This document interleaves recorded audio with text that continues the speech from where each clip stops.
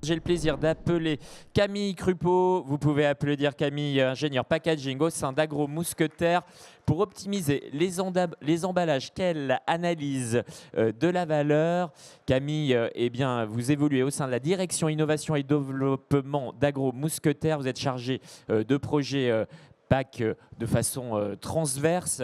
Le pôle Agro Mousquetaire filiale, eh bien, les Mousquetaires, enseigne Intermarché Eneteau, premier fabricant français de marques, de distributeurs, 56 sites industriels, une vingtaine de sites logistiques, un chiffre d'affaires à hauteur de 4,46 milliards d'euros, 11 000 collaborateurs. On peut imaginer la tâche immense que toute l'équipe eh bien, mène autour des enjeux d'innovation et d'emballage. L'idée avec vous, Camille, c'est de parler d'une méthodologie que vous déployez pour optimiser les emballages et qui est centrée autour de l'analyse de la valeur. Exactement. Bonjour à tous. Alors, juste pour clarifier les choses, Agro Mousquetaire, ça va être 56 entreprises, mais 56 entreprises qui font des produits très divers et variés. Je vais vous parler de couches ou de vis ou de produits alimentaires, ça va un peu dans tous les sens. Donc, vous étonnez pas si les exemples n'ont rien à voir les uns avec les autres. Alors, donc l'analyse de la valeur, c'est une étude qu'on a lancée il y a 2 ans maintenant au sein de chaque entreprise. Donc, il y a des sujets, le sujet a été pris par les équipes directement sur site. Et moi, je suis en transverse et je vais être amenée à faire de l'analyse de la valeur sous forme d'audit, on va dire. Donc, je passe 2 jours sur site et je vais aller vérifier toute la partie emballage, de l'emballage primaire à l'emballage tertiaire. Voilà, la méthodologie, donc on commence par une définition du périmètre en récoltant toutes les informations, les bases de données, qui n'est pas une mince affaire déjà, c'est une bonne partie. Ensuite, on va procéder à un benchmark. Donc le benchmark, on va aller acheter les produits concurrents et on va tout dépioter. Donc on va mesurer les épaisseurs, on va mesurer, on va peser, on va mesurer les dimensions, on va aller gratter quels sont les matériaux, quels sont les types d'impression, etc., etc. Voilà, ça va permettre de révéler quelques idées qui vont déjà être des pistes à étudier et à approfondir par la suite. Et ça va aussi permettre de nous situer par rapport à la concurrence. Et ce benchmark, il est d'autant plus important que on constate sur le marché qu'il y a de véritables écarts d'un fabricant à l'autre. Exactement.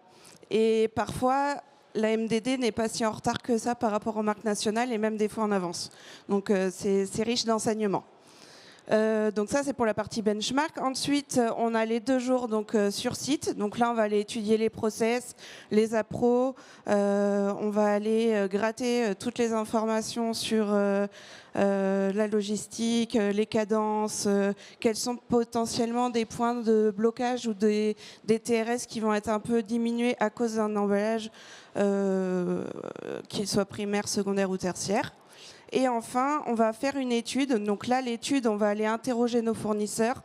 On va aller faire des propositions. Donc je vous en parlerai juste la slide après. Les chiffrer. Et ensuite, on va proposer ces pistes-là à l'entreprise, donc à l'usine, qui, elle, va aller décider est-ce qu'elle veut travailler sur tel ou tel sujet. Évidemment, le chiffrage a un impact. Si le chiffre est gros, ça donne envie d'aller gratter un peu plus. Et les pistes qu'on va proposer, ça va être du court, moyen, long terme. Pour être clair, je m'interdis rien. Je peux partir d'une page blanche si j'en ai envie. L'idée, c'est de se dire aujourd'hui, j'ai cet emballage. Si je partais de zéro, qu'est-ce que j'irais faire et comment je construirais soit mon produit, soit mon emballage pour aller chercher le minimum d'emballage possible. C'est très clair, Camille, pour la méthodologie. Je l'ai dit en introduction, 56 sites industriels. Juste une idée un peu du planning d'un tel déroulement de projet. Quand est-ce que ça a été lancé? Vous en êtes tout de l'avancée? Alors, ça a été lancé il y a 2 ans. On en est à 7 usines qui ont été auditées. Voilà. dans différents domaines, Avec, avec des gains à la clé qui à chaque fois sont conséquents. Et souvent, les équipes en place ont déjà travaillé le sujet, donc les pistes faciles, on va dire, sont déjà identifiées et il reste à aller gratter et à aller avoir un œil nouveau. Ça aide beaucoup aussi dans ce type d'exercice. Exactement, avoir un œil nouveau, ça veut dire être prêt à se remettre en question. C'est votre slide suivante. Exactement. Donc voilà, ça c'est toutes les questions qu'on va se poser. Alors j'en ai peut-être oublié, j'ai fait la slide vite. Mais en tout cas, c'est les questions qui vous sont venues et qui reviennent de façon récurrente. Ouais. Et alors on peut citer peut-être pour vous les principaux enjeux autour de cette remise en question. Alors là, je vais tous les faire parce que je pense que je vais avoir des exemples à donner dans chacun. Très bien. Donc, si je pars de l'optimisation d'épaisseur, des dimensions et des poids, ça, on va dire, ça va de soi. Les équipes ont déjà réfléchi à ça avec les fournisseurs, etc. Donc ça, c'est, on va dire, l'étape qui est normalement déjà à peu près faite. Mais on peut toujours aller gratter, on peut toujours se reposer la question, je crois que je l'ai mis plus bas, de supprimer un élément ou une fonctionnalité. En fait, avec au fil du temps, le marketing a amélioré, on va dire, entre guillemets, la vie du consommateur. On peut reparler des cornichons comme tout à l'heure avec la petite tirette. En fait, c'est vrai que c'est un élément, ça a fait plaisir à tout le monde, mais on peut s'en passer. Oui, on peut s'en passer.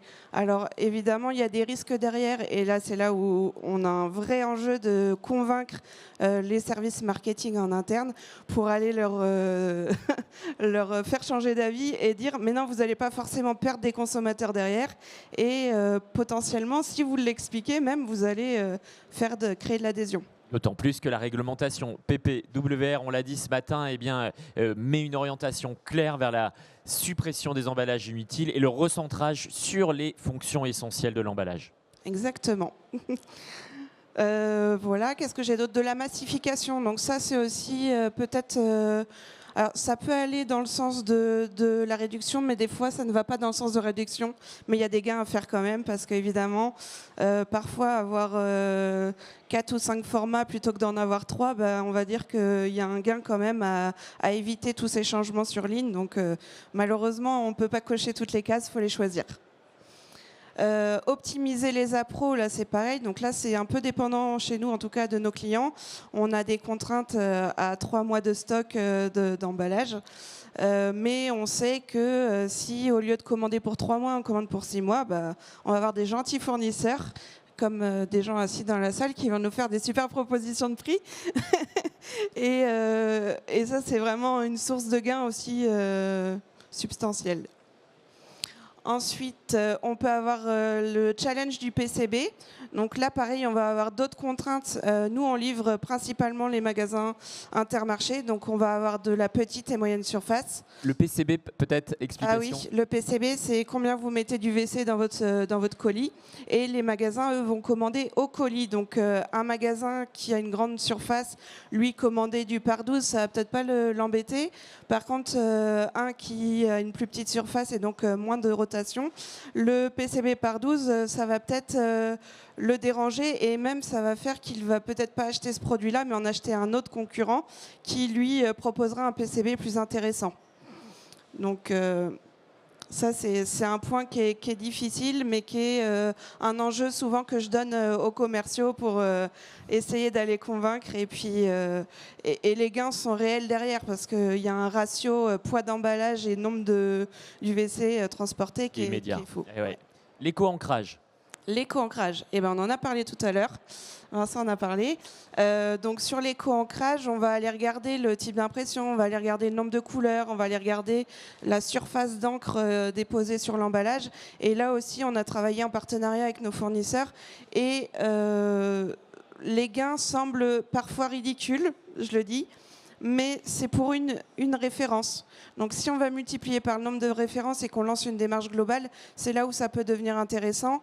Et ça, c'est pour la partie financière, mais pour la partie après recyclabilité, évidemment, moins on met d'encre et plus on va être recyclable, et plus on pourra réintégrer aussi cette matière recyclée sans trop la nettoyer chimiquement, et donc être plus vertueux. Voilà, déclaration REP optimisée. Là, c'est parce que je recontrôle les déclarations et les éco-contributions de mes collègues. Je trouve encore des erreurs, etc. Donc des fois, d'accord. j'essaye d'aller. J'ai cru que c'était se dire, effectivement, ce qui est naturel, viser des éco-contributions les plus basses possibles avec des choix de Ça matériaux. va aussi, mais... C'est aussi contrôler le processus, Ouais. on va dire, administratif, en fait. Exactement. Parfois, on va dire que les règles ne sont pas appliquées alors qu'elles pourraient l'être. J'ai déjà eu des usines qui m'ont pas déclaré de matière recyclée alors qu'elles en mettent. Ben, en tout Donc, cas, c'est bon. un argument que je n'avais pas encore entendu sur eh bien, ces enjeux-là, mais je le garde en tête, effectivement. Normalement, Alors. on n'est pas censé en arriver là, mais... Le choix du matériau peut être challengé également, Camille. Et donc oui, choix du matériau. Donc là, on a mis matière, couleur, incorporation de recyclé. Tout ça, ça va être des enjeux qui sont très mouvants aussi parce que faut suivre les filières en cours, existantes et en cours de développement. Sur la couleur, il y a l'enjeu de recyclabilité également.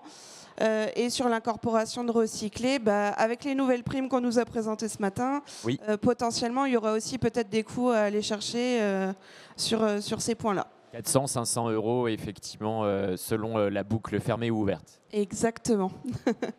Et enfin, donc le taux de vide dans mon emballage, donc ça va du primaire, secondaire, tertiaire. Sur le tertiaire, je rejoins un peu le challenge et le PCB aussi, et sur le secondaire aussi. Et sur le primaire, ça va de soi, quand on essaye d'aller gratter un peu, de diminuer notre vide, on va aller retrouver moins de matière d'emballage. Mais on peut aussi aller à l'inverse de la massification. En fait, tous ces critères-là, il faut bien comprendre qu'ils sont en corrélation et que potentiellement, on va bouger le curseur d'un côté, il va aller se décocher à un autre endroit. Donc, il faut vraiment faire des arbitrages. Très intéressant, effectivement, pour cette démarche. Allez, on va l'illustrer par un exemple concret. Oui, c'est mon exemple préféré, c'est le démarrage du projet. Un directeur d'usine qui m'a demandé, qui n'avait pas de service emballage sur site, qui m'a demandé de venir voir. Et je lui ai proposé un truc qui a semblé peut-être un peu étonnant, c'est de retourner les biscottes. Alors ça a fait beaucoup rire, c'était le projet retournage des biscottes.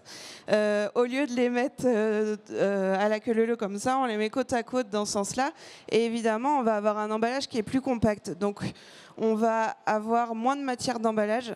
Plus on se rapproche d'un cube et moins on va avoir de surface d'emballage. Ça, c'est à retenir. Donc, on gagnait 6% de surface de carton avec ça. Mais moins 6% de surface de carton, je veux aussi avoir un marketing qui va me dire oui, mais du coup, j'ai moins de visibilité en rayon. Donc, il y a des enjeux derrière aussi à aller gratter. Et donc, une fois qu'on a repéré cette amélioration, on s'est dit, alors, qu'est-ce qui pourrait être pénalisant sur la ligne? Donc, on a refait tout le cheminement du site. On est allé regarder chaque endroit où ça pourrait bloquer et surtout à quel endroit on pouvait retourner. Parce qu'en fait, là, il y a 2 colonnes de biscottes qui sont dans un flow pack. Donc les retourner, est-ce qu'on pouvait le faire sur la ligne actuelle? Qu'est-ce que ça allait engendrer? Évidemment, à chaque fois que je fais ces études, j'ai aussi des impacts, des investissements parfois à les déclencher auprès de la direction. Et voilà. Parce que là, il faut une machine pour les retourner, tout simplement. C'est ça. Mais parfois, juste un petit doigt qui est comme ça et qui veut retourner ou une petite rampe, ça peut suffire. Et donc là, ça suffisait. On a regardé est-ce que ça passe aussi sous les carters de protection. Donc ça, pareil, ça peut être modifié, pas de souci. Et on en vient à la palettisation. Donc là, trop contente, je me sors ma nouvelle palettisation. J'arrive à mettre 33% de plus d'UVC par palette. Donc le gain logistique derrière, il est énorme. 33% de palettes en moins. Par contre, j'ai un point de blocage, et donc je vous ai mis volontairement un exemple qui n'a pas marché, mais j'aime bien quand même l'exemple. C'est que là, dans le débord, on va avoir 16 mm de débord. Donc là, le prochain travail qu'on va avoir à faire, c'est se dire, est-ce que sur ces 16 mm-là, je ne peux pas aller les gratter à droite à gauche? Est-ce que je n'ai pas peut-être un peu trop de marge dans mon étui? Est-ce que je n'ai pas un carton peut-être qui est en cannelure EB que je peux mettre en cannelure B toute seule, etc. Donc il y a une démarche, on va dire, qui en découle derrière.